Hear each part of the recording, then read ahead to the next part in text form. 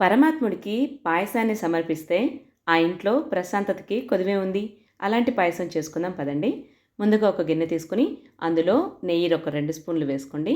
ఈ నెయ్యిలో మనం ఇప్పుడు డ్రై ఫ్రూట్స్ వేసుకుందాం. జీడిపప్పు, కిస్మిస్లను వేసుకుంటున్నాను. వీటన్నిటిని దోరగా వేయించుకోండి. స్టవ్ని సిమ్లో పెట్టుకోండి. మాడకుండా ఉంటుంది. మనకు అన్ని వైపులా బాగా వేగుతాయి.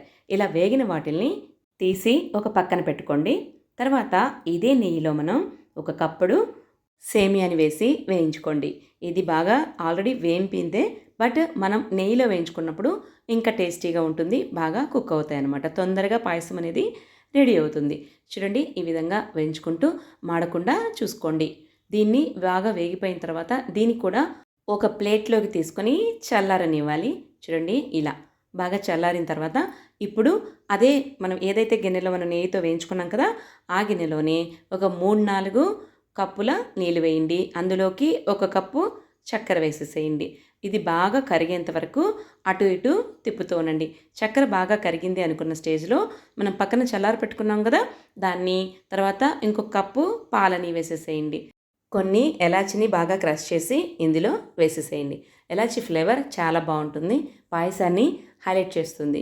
పాయసం మరీ చిక్కగా అవ్వకుండా కాచి చల్లార్చిన పాలు ఇంకొంచెం వేసుకోవచ్చు. చూడండి, ఇలా లూజ్గా ఉంటేనే మనకు చల్లారిన తర్వాత కూడా మనం తాగగలిగే స్టేజ్లో ఉంటుంది. ఇప్పుడు మనం వేయించుకున్న జీడిపప్పు, కిస్మిస్లను కూడా వేసేసేయండి. చూడండి ఎంత కలర్ఫుల్గా ఉందో. పాయసంలో సేమియా అనేది హాఫ్ వరకు కుక్ అయినప్పుడు ఆఫ్ చేస్తే సరిపోతుంది. ఆ వేడికే మిగతా అంతా కుక్ అవుతుంది. పాయసం చేయడం అనేది మాలాంటి వాళ్ళకు, పెళ్ళై సీనియర్స్కి చాలా ఈజీ. కానీ కొత్తగా పెళ్లి చేసుకున్న వాళ్ళకి, బ్యాచిలర్స్కి ఇలా చేసుకుంటే ఈజీగా ఉంటుంది. అందుకని ఈ వీడియో. మన ముదిరెడ్డి సరీస్ కిచెన్ని ఫస్ట్ టైం కనుక చూస్తున్నట్లయితే సబ్స్క్రైబ్ చేసుకొని మీ ఫ్రెండ్స్ అండ్ ఫ్యామిలీ మెంబర్స్కి షేర్ చేయండి. మీ లైక్స్ అండ్ కామెంట్సే నాకు మోటివేషన్.